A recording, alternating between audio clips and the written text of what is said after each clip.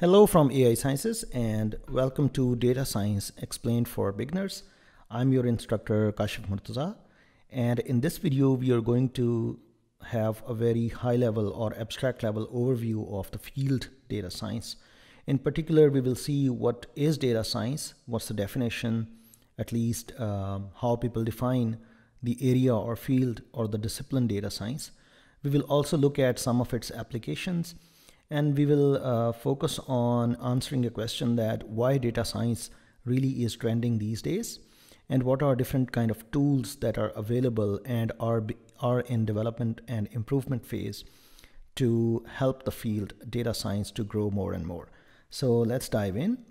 Data science as a definition, there are multiple definitions, but all of these definitions, they tend to reflect the same meaning. So let's go through some of these definitions. One is data science is an interdisciplinary field focused on extracting knowledge from data. So extracting knowledge from data sets, which are typically large. So this first kind of definition from Wikipedia is saying that, first of all, it is interdisciplinary field. So it has connection to several different kind of fields. And the crux or the main focus of this particular data science is to extract knowledge from data sets, and usually the data sets are large.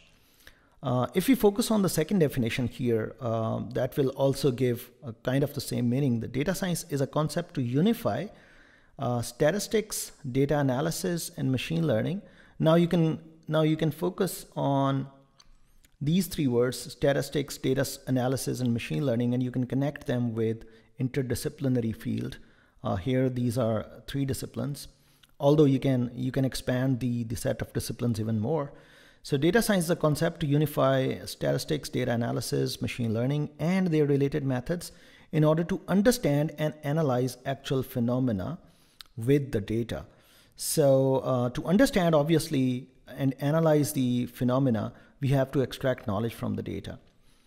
And if you see the third definition from Investopedia, that is data science or data-driven science uses big data. You can relate this big data with the data sets of large sizes. That's usually called a big data. So data science or data-driven science uses big data and machine learning to interpret data for decision-making purposes. So here, interpret data is roughly kind of the same as extracting knowledge from data. So one way or the other, data science is a field that actually unifies several different kind of fields. And the main focus of this field is to get valuable information from data for decision-making purposes. And typically the quantity of data that these set of techniques actually operate on is really large, sometimes known as big data. So there are several applications of data science. I'm just focusing on a few. For example, if you think about image recognition, given an image, we want to find out what kind of objects are there in the image, and depending upon the type of the objects, or a single object or the dominating object maybe, we want to classify or give a label to the image. For example, image containing a vehicle, or image does not contain a vehicle, for example, or a pedestrian or something like that. Similarly, speech recognition or speech to text conversion or speech understanding, that is also a very famous application, and now is being extended to multi-language setup. Even language translations, they also require these language models, and most of the language models, they actually help speech recognition engines as well. Traffic prediction, the traffic flow prediction, or the optimal time suggestion for signals based on the density of traffics, that is also part of the products in data science. Product recommendations based on the browsing history of, or the browsing history, as well as the browsing intent of a particular customer, customized kind of recommendations, that is also part of data science. Self-driving cars, that is one of the most exciting and growing fields in reinforcement learning. That is one part of data science.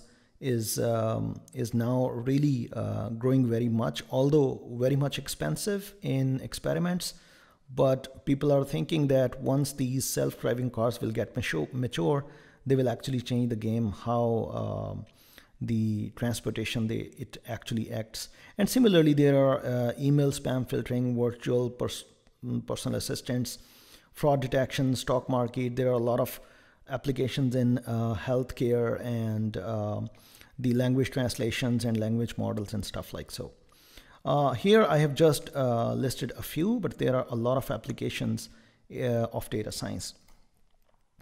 One question that people normally ask when we present these data science kind of stuff, that it is so popular and stuff like that.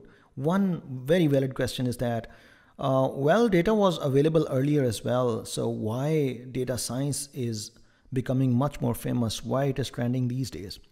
Well, there are a couple of reasons, and that's a very valid question. One reason is that because the whole data science field, it actually operates on data, it extracts information from data. So earlier, the availability of data was not that sufficient to help different kind of machine learning models, data science models to perform very well. Recently, due to a lot of data collection and digital data collection techniques and sensors and stuff like so, availability of data is mostly no longer an issue. A lot of data, a huge amount of data is now available, which was one kind of drawback or one kind of deficiency of the data science algorithms to perform very well. And that is available these days. And until recently, just recently, the data is becoming in much more quantity and in huge volumes, and it is growing more and more, thereby producing a more focus on data science field. The other aspect of the trend of data science is availability of computational power.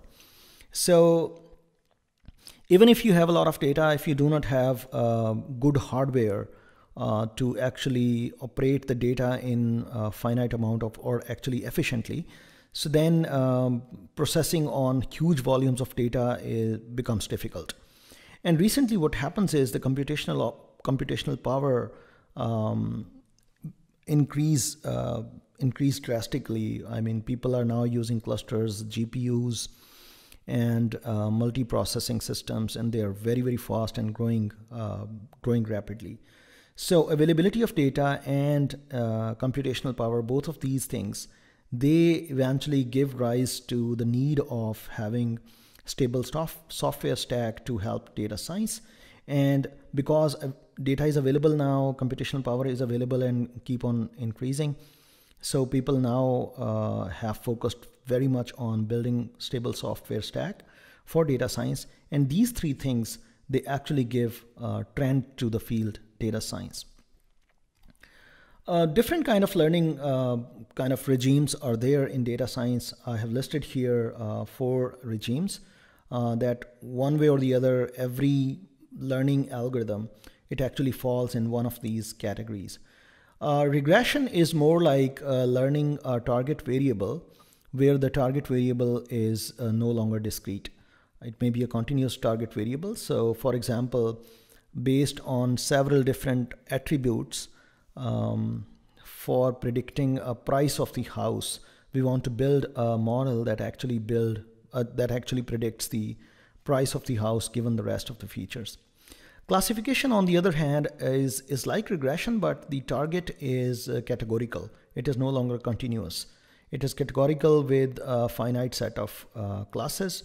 Again, we need to predict the class category given different features. For example, given width, given weight, height, and let's say skin color, we want to classify whether the underlying object is a male or female, for example. So similarly, clustering is a different kind of regime than regression and classification. Both these regression and classification, they fall under supervised learning regime, and this clustering fall under unsupervised learning regime, in which The goal is not to predict a particular target, but to come up with approximation or a function that describes the data very well in a more compact way. So this unsupervised learning clustering is also known as grouping the data, or the more compact description of the data. Reinforcement learning is recently becoming very, very popular. It has some elements of supervised learning, but now it has its own standing in machine learning and data science area. And this actually refers to learning from experience with trial and error.